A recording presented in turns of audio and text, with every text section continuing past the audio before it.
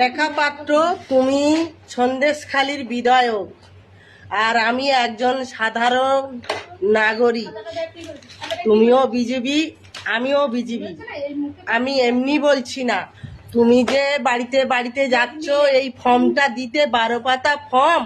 আচ্ছা সোনা বনি আমার, তুমি বলো তো, তোমাকে যদি কোনো মূর্খ মানুষ বুদ্ধি করে বলে যে রেখা পাত্র তুমি যখন এসেছো তুমি আমার এটা লিখে দাও তো, তখন তুমি কি বলবে? তখন তুমি কি বলবে? তখন তুমি সামাল দিতে পারবে? পারবে না তো। তাহলে আমিও মূর্খ, তুমিও মূর্খ। আমি কিন্তু আমার বিজেপিকে আমি নিন্দা করছি না, আমার রাগে করছি। কেন? ভোটে জেতার আগে বলেছিল অন্নপূর্ণা ভান্ডার দেব, সবাইকে আমাকে জেতান, আমাকে রাজ্যে আনুন, এনে দেখুন 5 বছর কি হয়। তাহলে কি করলো? তোমরা জাল ফেলে দিলে, ঘুনি জাল ফেলে দিলে, ছেকে মাছ তুলে নিলে, নিয়ে কি করলে? সর্ষে মাঠে ছড়িয়ে দিচ্ছ যে খুঁটে খুঁটে বার করো। কি করে সম্ভব?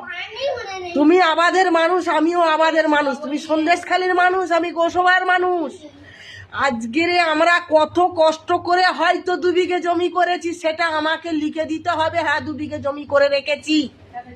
এমনকি আমার নাতির ডেথ সার্টিফিকেট, আমার স্বামীর ডেথ সার্টিফিকেট, আমার নাতির সার্টিফিকেট লিখতে হবে। কারণ কেন?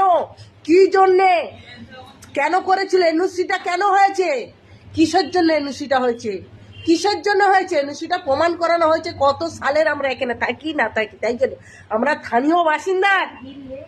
তাহলে কেন নেব এটা? এটা কিসের জন্য হবে বলতে পারো রেখা পাত্র তুমি?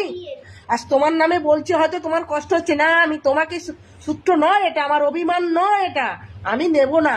আমি অভিমান নেবো, আমি টাকা নেব না অন্নপূর্ণার। কারণ আমি অন্নপূর্ণার জন্য আমি রামকে ভালোবাসি না, আমি সত্যিকারের রাম ভালোবাসি। হ্যাঁ, তাহলে তোমাকে যদি কেউ লিখতে বলে বনু, তুমি কি লিখতে পারবে বনু? বলো, তুমি তাদের বোঝাতে পারছো?